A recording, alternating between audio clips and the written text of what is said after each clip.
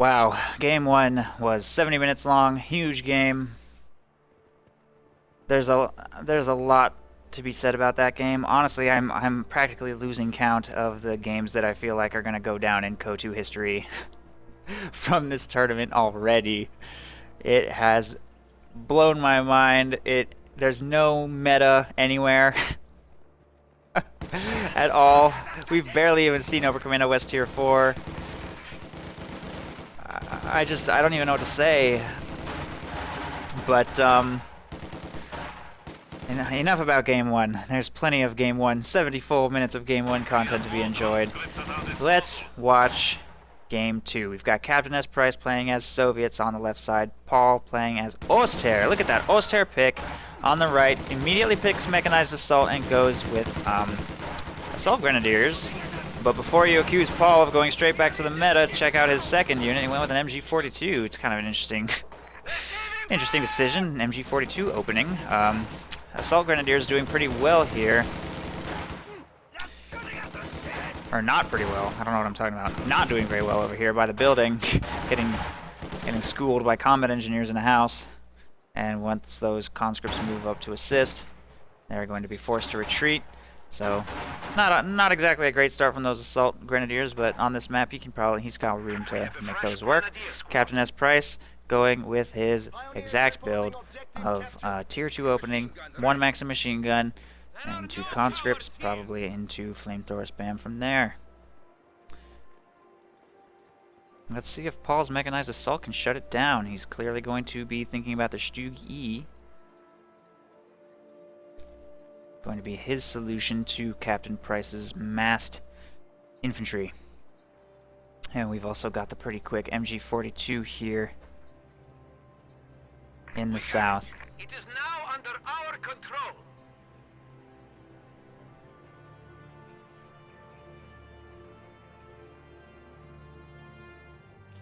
Couple squads making their way towards the bottom. And fresh conscripts have arrived. Gonna take control of that strategic point, take control of this fuel here while the Maxim takes up a position inside the building. Combat engineers and conscripts are going to make their way across the north as well. Get some of that territory under control. MG42 takes up a position in that building. And probably going to be able to force those conscripts away here.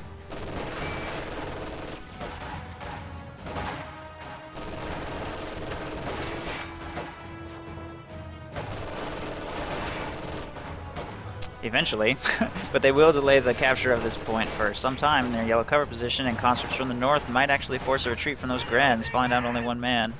But elsewhere on the map, the Assault Grenadiers force a retreat from combat NGs. Pyo's doing some harassment as well. First squad of conscripts making its way across the north to get some munitions under control, but with Paul playing very hard on the munitions points. The enemy is encroaching on our territory. Price might struggle a little bit to transition into his flamethrower spam. Not that much, actually. He's got 31 coming in even without either munitions point. Just from strategic points. MG42 will continue laying fire on that squad at range, but the conscripts here at very short range are going to clear that building eventually if that MG42 doesn't switch targets. Although Price just retreated that squad of conscripts away from the engagement, these conscripts get rounded up by the Assault Grenadiers here in the north. And Paul looks like he's going to maintain very strong munitions control. Suppresses that squad before it can round the corner. Very strong munitions control here from Paul. Bringing it in very fast. Has to retreat an Assault Grenadier squad here from that flamethrower combat engineer, however. Maxim in the house hasn't really contributed all that much to these early engagements, and Price is losing map control as a result. Those Assault Grenadiers definitely doing pretty good work over here in the north to maintain control of that munitions point. And Paul's actually going to take fuel control as well. A really strong opening here from Paul. We are losing territory.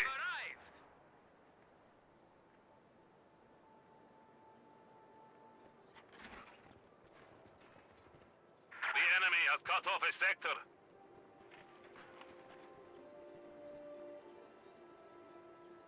Combat engineers taking control of this munitions point. Pios are going to take the strategic point.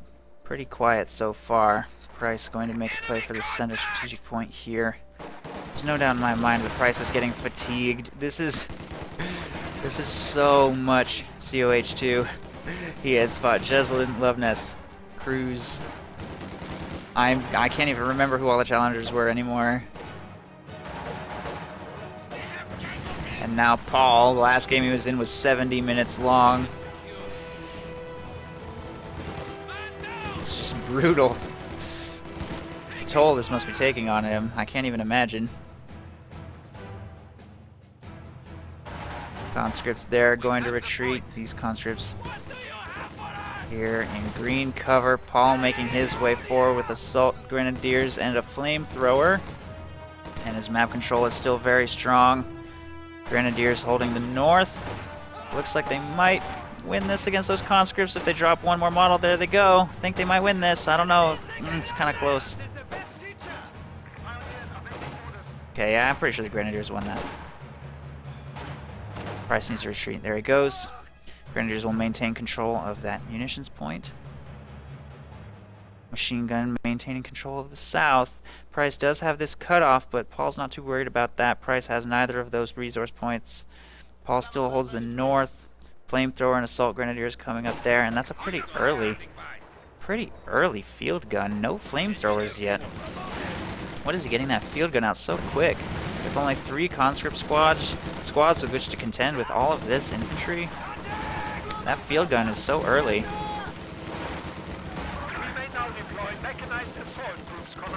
Here's a second flamethrower from Paul now. He's also already got access to the mechanized assault group.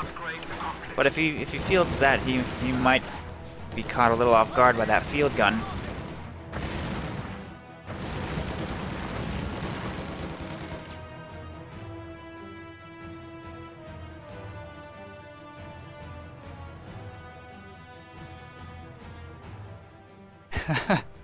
Copying the early Raketin, that's right. He learned something from that game. That early AT. Enemy forces are attempting to capture our territory. I think it's a safety net. I think that he wants to protect himself against that Stugi. He sees the assault grenadiers. I still think it was a little early. I think he could have fielded some more infantry first, maybe the shock troop squad. But it might be a safety net against the mechanized assault group. It might be he just wants to get it on the field, preparation for the Stugi. I don't know. I don't know. I don't claim to know.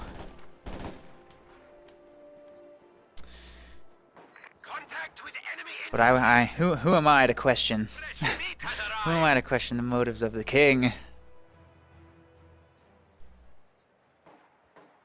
Shock troops making their way to the north. Munitions will finally get that under control from Paul, who has pretty much abandoned the area. Well, maybe not. Sending an MG42 and assault grenadiers, he could win that engagement depending on smoke grenades. We'll see. MG42 still set up down here in the south. Without shock troops to toss smoke, he may or may not be able to capture this. Probably going to get pinned. And grenadiers are in this house. Flamethrower is moving up to this green cover position, but there's another flamethrower here to counter, plus grenadiers on the flank.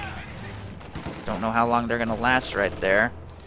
And it looks like Paul is just going to lie in wait here with the MG42 and assault grenadiers, close into short range when those shock troops expose themselves.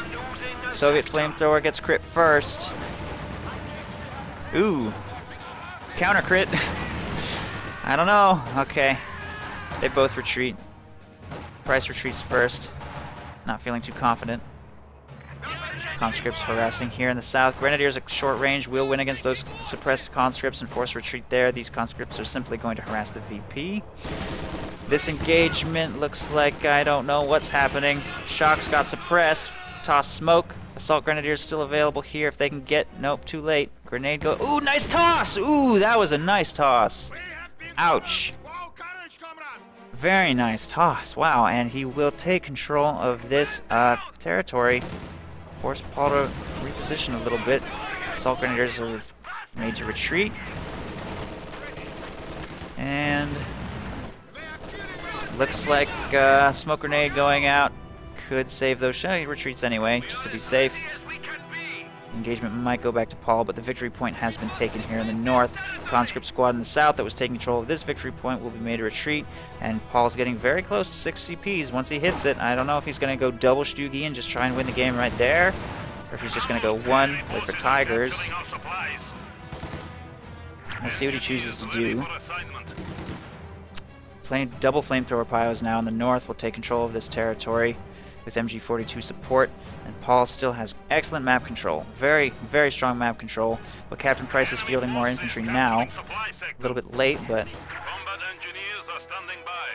he's going to start cranking out those flamethrowers. In addition to his shock troops, should be able to get some more territory under control. Flanking around with these flamethrowers, especially on this green cover wall, has forced Paul out of this building, taking up position down here. Instead, will find conscripts on his flank, though. No Molotov research from Price. He doesn't seem to like Molotovs. Paul made pretty good use of them last game. We're not going to see anything like that from Price, at least not yet.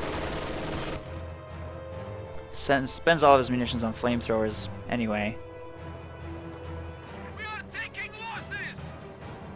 These two squads in the north taking control of that munitions. Flamethrowers making their way towards the center. Fight off those assault grenadiers.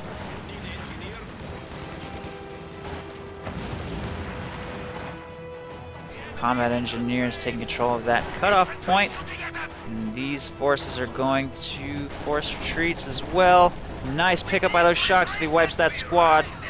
Looks like they might get away. Barely. I don't know about the MG42 though.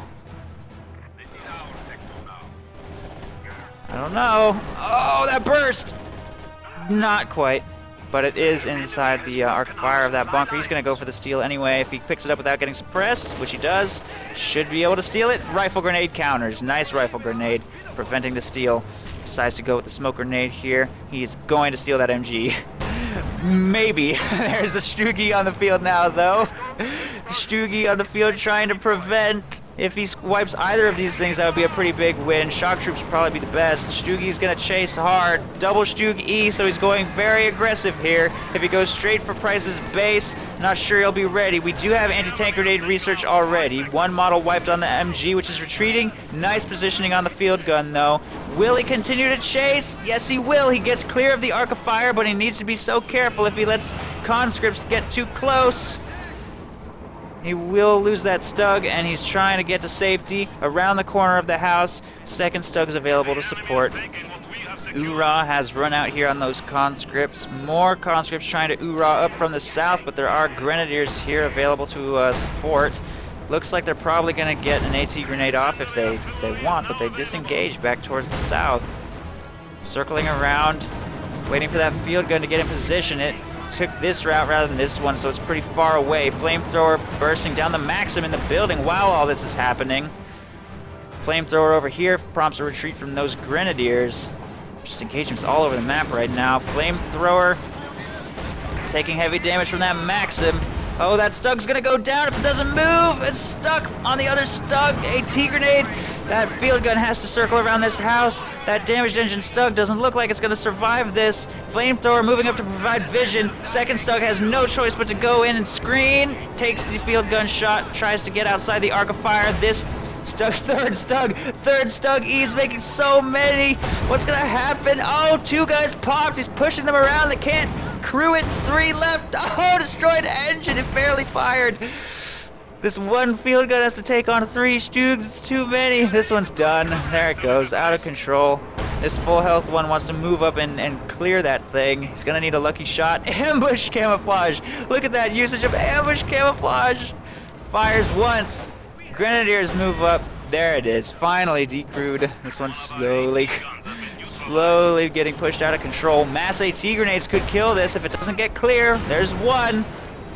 Light artillery barrage falling right here to prevent recrewing of that field gun. This out of control Stug might even get a shot off. This one has no health remaining. Has to pull back to safety. MG42 and Grenadiers have moved up to assist. Smoke will cover the MG42. The out of control Stug is firing on this infantry blob. Look at this. When is it gonna explode? Oh my god, it's almost wiping squads over here. Finally. There it goes. Stug cleared. Assault Grenadiers move up to prevent the recovery of the field gun. Very lethal first engagement. 16 minutes into the game and things are getting crazy. Assault grenades on the Maxim to try to get unsuppressed, try and get that field gun cleared. Stug E firing on this blob, so clumped. So clumped. He really needs to decrew that stolen MG42. There it goes. Oh, one man remaining. Assault Grenadiers going to get wiped if they don't retreat right now. There they go. Smoke grenade coming out to stop that MG42 from firing. Stug here has had his engine damaged. Paul goes with a fourth Stug E. A fourth Stug E, but there's going to be an IS-2 on the field. There's going to be a 17-minute IS-2, but only if he can stop this manpower bleed. He's got the fuel and CPs, but no manpower. He spent too much on reinforcements. He hasn't been watching his CPs or his manpower count, and he's not going to be able to make that IS-2. Oh, he messed up. He messed up by spending all that manpower. One IS-2 would shut Paul down so hard right here. Look at this aggression. Look at it from Paul. This has been repaired. This one's making its way back to the front line.